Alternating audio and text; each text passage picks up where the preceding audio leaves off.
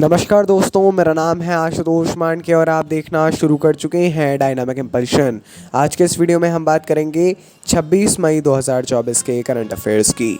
और अब जब आपने वीडियो के थंबनेल पर क्लिक करते हुए वीडियो देखने की शुरुआत कर ही दी है तो अंत तक जुड़े रहिएगा, क्योंकि आप सभी लोग जानते हैं कि ज्ञान को कभी भी अधूरा नहीं छोड़ना चाहिए। और इसी बात के साथ हम शुरू कर रहे हैं आज के इस वीडियो को आज की पहली जानकारी के साथ।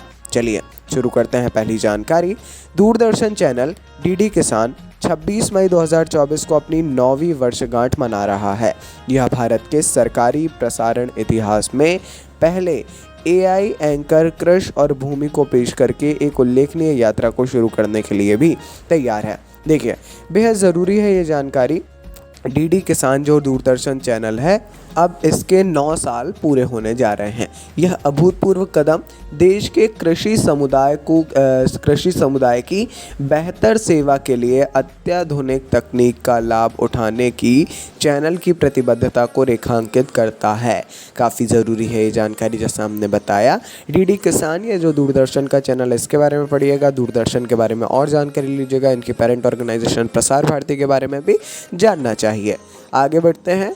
भारत मिशन ईशान पर काम कर रहा है, जिसका उद्देश्य अपने खंडित हवाई क्षेत्र प्रबंधन को एकीकृत प्रणाली में समेकित करना है, जिसका मुख्यालय नागपुर में है ना। देखिए, मिशन ईशान करके ये जो नाम का मिशन है, ये कदम हवाई यातायात प्रबंधन में क्रांति लाने का वादा करता है, जिससे एयरलाइंस और यात्रियों दोनों को लाभ होगा। हवाई यातायात प्रबंधन में अब जो है क्रांति लाना चाह रहे हैं, जिससे वहाँ की एकीकृत प्रणाली में समेकित करना, उन सब चीज़ों को, खंडित हवाई क्षेत्रों का प्रबंधन करना, पूरा एक मास्टर प्लान इसके लिए रेडी किया जाएगा। काफ़ी इसमें कार्य होगा। डेफिनेटली एक मिशन जब लॉन्च हो जाता है, इसका सबसे अच्छा उदाहरण है स्वच्छ भारत अभियान या स्वच्छ भारत मिशन। आगे बढ़ते हैं। कर्नाटक सरकार ने आउटसोर्स सरकारी नौकरियों में महिलाओं के लिए 33% के आरक्षण का अनिवार्य कर दिया है।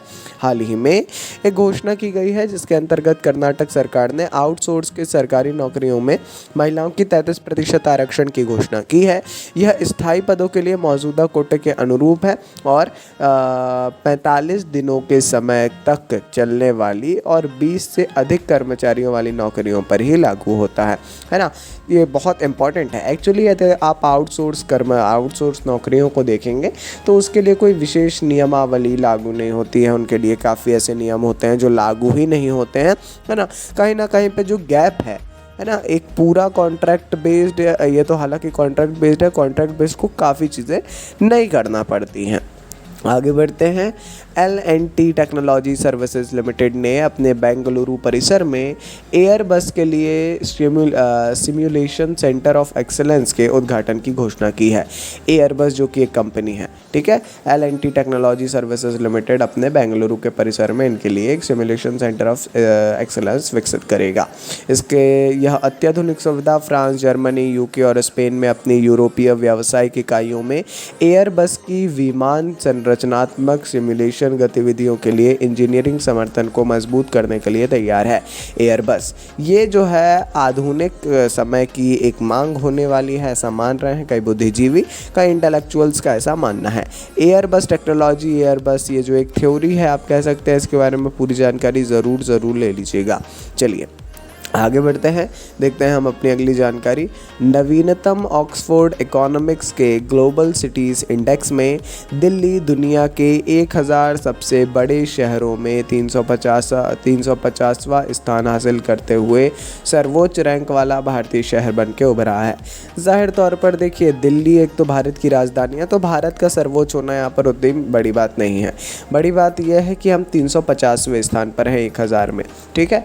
अब कोई अच्छा कह सकता है, कोई बुरा, लेकिन कोई भी भारतीय शहर शीर्ष 300 में जगह बनाने के लिए कामयाब नहीं हो पाया।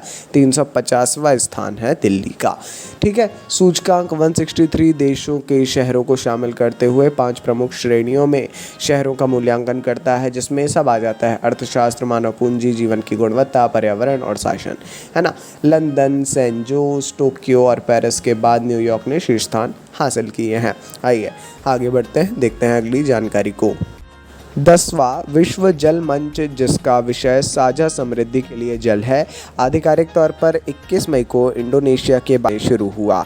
देखिए, विश्व जल मंच जो है ये अब 21 मई को शुरू हुआ है। इसका 10वां संस्करण है। जल मंच प्रतिवर्ष लगभग आयोजित किया जाता है। इस बार बाली इसकी मेज़बानी कर रहा है। ठीक है। उपस्थित लोगों में कई देशों के नेता और संयुक्त राष्ट्र के प्रतिनिधि शामिल थे। इसके नाम से जाहिर हो रहा है ये जल संरक्षण एवं किस प्रकार से जल को संरक्षित किया जाए, किस प्रकार से और विकास किया जाए इस क्षेत्र में। चूँकि जल एक बहुत बहुत बहुत महत्वपूर्ण भूमिका निभाता है पूरे लाइफ में, पूरे एनवायरनमेंट में, है ना। तो मंच ने 4 महत्वपूर्ण विषयों पर ध्यान केंद्रित किया: जल संरक्षण, स्वच्छ जल और स्वच्छता, खाद्य और ऊर्जा सुरक्षा और प्राकृतिक आपदाओं का शमन। ये जो 4 विषय हैं ये पूरे पर्यावरण से जुड़े हुए हैं और इसी पे जो है कार्य किया जाता है। चलिए, ये थी आज के इस वीडियो की अंतिम जानकारी। कोई भी कन्फ्यूज़न हो आपको किसी टॉपिक से रिलेटेड, आप लोग कमेंट सेक्शन में पूछ सकते हैं। अपन मिलते हैं ऐसी ढेर सारी जानकारियों के साथ अगले वीडियो में। ऐसा ही सपोर्ट करते रहिए। नमस्कार। Dynamic impulsion.